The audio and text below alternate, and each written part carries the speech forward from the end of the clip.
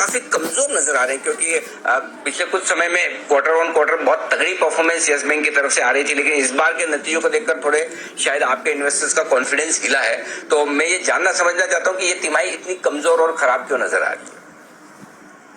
देखिए, इस तिमाही में एक तो बात ये थी कि ये सुप्रीम कोर्ट के वर्डिक्ट के बाद जितना भी हमारा स्टैंड स्टिल एनपीए था उसको रिकॉग्नाइज करने के बाद इंटरेस्ट रिवर्सल था। तो 750 करोड़ का इंटरेस्ट रिवर्सल हुआ और कोई 150 करोड़ इंटरेस्ट ऑन इंटरेस्ट, उसके लिए भी हमें प्रोविजन करना पड़ा। पर अगर आप देखें तो हमारा ऑपरेटिंग प्रॉफिट पूरे साल का 42% बढ़ा है, सिर्फ इसलिए कि हमारे पास दो ऑप्शन थी कि या तो हम प्रोविजनिंग एग्रेसिव प्रोविजनिंग ना करें और जो बर्डन है उसको अगले साल तक ले जाए। हम लोगों ने ये डिसाइड किया कि अगले साल की अर्निंग को इम्पैक्ट करने की बजाय अगर हम एग्रेसिव प्रोविजनिंग अभी कर लें तो कम से कम अगले साल की जो प्रॉफिटेबिलिटी होगी वो बहुत क्लीन होगी। तो इसलिए हमने अपना प्रोविजन कवरेज बढ़ाया और उसी वजह से ये जो नेट लॉस 3,800 करोड़ का दिखाई दे रहा है, ये सिर्फ हमारी प्रोविजनिंग जो हमने ज्यादा करी है उसकी वजह से है, बल्कि ऑपरेटिंग प्रॉफिट में तो 42% की हमारी ग्रोथ हुई। परफेक्ट। तो सर, आपने प्रोविजनिंग बढ़ाई और उस वजह से नुकसान थोड़ा सा बढ़ा है। अगर हालात सुधरते हैं, इकोनॉमी में रिवाइवल आता है और अगर आपको इतनी प्रोविजनिंग जो आपने की उसकी जरूरत ना पड़े, तो क्या ये उम्मीद कर सकते हैं कि फिर मुनाफे में बढ़ोतरी अगली तिमाहियों में इस पूरे वित्त वर्ष में देखने को मिल सकती है? जी हाँ, बिल्कुल, क्योंकि जो आगे हमने जितनी प्रोविजनिंग कर दी है, अब इस बुक पे हमें कोई प्रोविजनिंग करने की जरूरत नहीं है। 79% हमारा लोन पर है और 92% इन्वेस्टमेंट है। आगे जो भी पेंडेमिक की वजह से या कोई भी स्लिपेज होगी तो हमें रिकवरी कम से कम 5,000 करोड़ की रिकवरी हम इस साल करेंगे और हमारी स्लिपेज उससे ज्यादा नहीं है। तो जो हमारी क्रेडिट कॉस्ट है वो हमारी रिकवरी से मीट हो जाएगी। परफेक्ट। तो सबसे बड़ी चीज जो इंटरव्यू से अभी तक दोनों सवालों मैंने पूछा, उसमें जो प्रशांत कुमार साहब कह रहे हैं कि एक एग्रेसिव प्रोविजनिंग अगले साल के लिए की, चाहे तो वो अगले साल के लिए भी इसे टाल सकते थे, धीमे धीमे करते, लेकिन बैंक ने एक्सटेंड लिया है कि एक बार प्रोविजनिंग कर ली जाए ताकि अगले साल की प्रॉफिटेबिलिटी, और 5,000 करोड़ के लोन ऐसे हैं जहां पर रिकवरी की उम्मीद हो सकती है। अब आइए सर, ये तो बात हुई प्रोविजनिंग और रिकवरी को लेकर। अब बिजनेस आउटलुक के बारे में बताइए, कैसा दिख रहा है, इस तिमाही में कैसा रहा है, और अब आने वाले वित्त वर्ष के लिए आप बिजनेस आउटलुक कैसे देख रहे हैं? किस तरह की ग्रोथ आप अपने डिपॉजिट्स में और साथ ही लोन्स में, दोनों में देख रहे हैं सर? तो देखिए, डिपॉजिट में तो हमारी 55% की ग्रोथ हुई है और लोन में भी जो रिटेल लोन है उसके अंदर 23% की ग्रोथ, जबकि इतने खराब समय में, जबकि पिछले साल पहले 6 महीने तो बिल्कुल वॉश आउट था, उसके बाद भी रिटेल लोन में 23% की ग्रोथ है।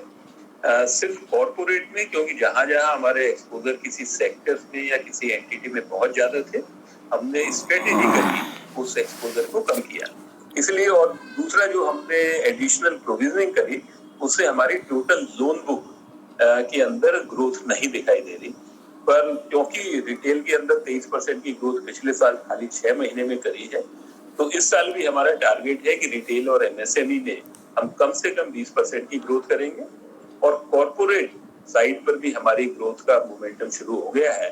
तो हमें पूरी उम्मीद है कि इस साल कम से कम 10% की ग्रोथ कॉर्पोरेट पर होगी और ओवरऑल लोन बुक पे हमारी 15% की ग्रोथ का हमारा टारगेट।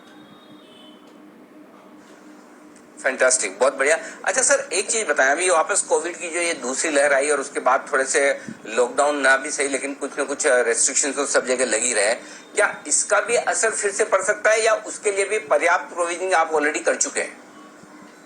देखिए, उसका असर पड़ सकता है, पर हमारा जो एक थोड़ा सा व्यू है कि इस बार का जो रेस्ट्रिक्शन है और पिछले साल के लॉकडाउन में बहुत फर्क है।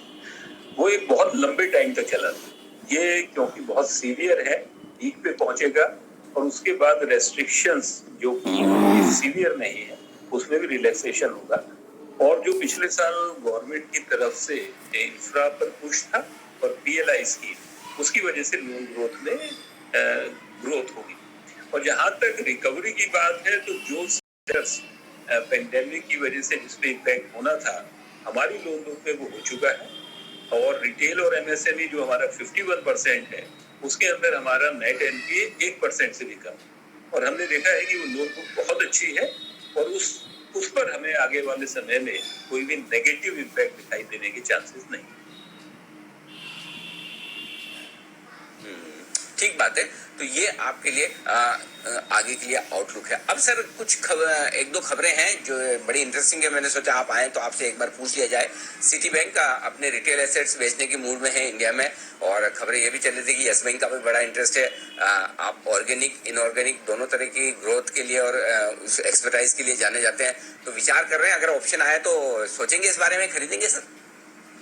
जी जरूर, हम उस ऑप्शन को जरूर एक्सप्लोर करेंगे, और डिपेंडिंग ऑन द कमर्शियल्स पर हम उसको जरूर एक्सप्लोर करेंगे, क्रेडिट कार्ड भी और रिटेल। ठीक बात है।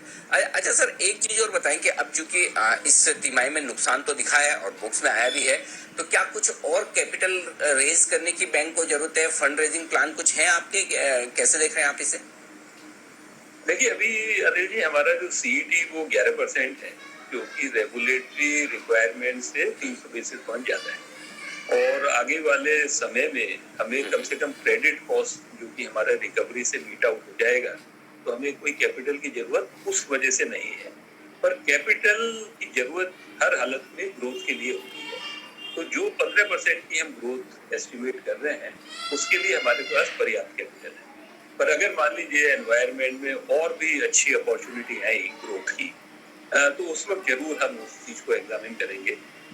हमारे पास सारे अप्रूवल्स हैं, तो हम बहुत फास्ट मूव कर सकते हैं, पर जब तक एनवायरनमेंट में वो ग्रोथ अपॉर्चुनिटी नहीं होगी 15% से ज्यादा, तब तक हमें कैपिटल रेज करने की जरूरत नहीं।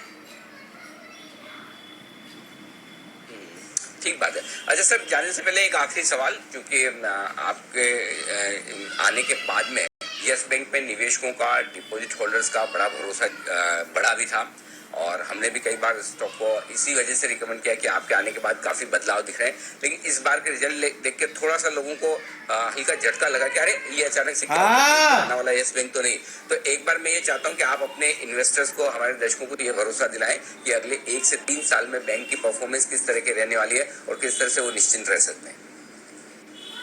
देखिए हमने जो अपना हमारी बिजनेस स्ट्रेटेजी थी, उसके हिसाब से 2023 के आखिर में हमने 1% ROA का हमने एक विश्वास दिलाया था अपने निवेशकों को, और उसी रोड मैप पर हमें जहां पर FY21 में होना चाहिए था, हम बिल्कुल वहां पर हैं। तो मैं बता सकता हूँ कि जो हमारा रोड मैप है 1% ROA 23 के एंड तक, हम बिल्कुल उस रोड मैप पर हैं, उसी लाइन पर चल रहे हैं। और सिर्फ आप ये देखिए कि हमारे पास हमने उस प्रोविजनिंग की रिक्वायरमेंट को अगले साल में ले जाने की बजाय हमने इसी साल करी, तो दिखाई देने में ये लॉस दिखाई देता है। पर अगर आप पूरे ऑपरेशन की बात करें, ऑपरेटिंग प्रॉफिट की बात करें, डिपॉजिट की बात करें और रिकवरी की बात करें, तो इतने डिफिकल्ट टाइम में भी बैंक ने बहुत अच्छी तरह से परफॉर्म किया। ओके, बहुत बहुत शुक्रिया सर हमारे लिए वक्त निकालने के लिए, नतीजों पर विस्तार से बातचीत करने के लिए। प्रशांत कुमार साहब, MD और CEO यस बैंक के, अपनी बैंक की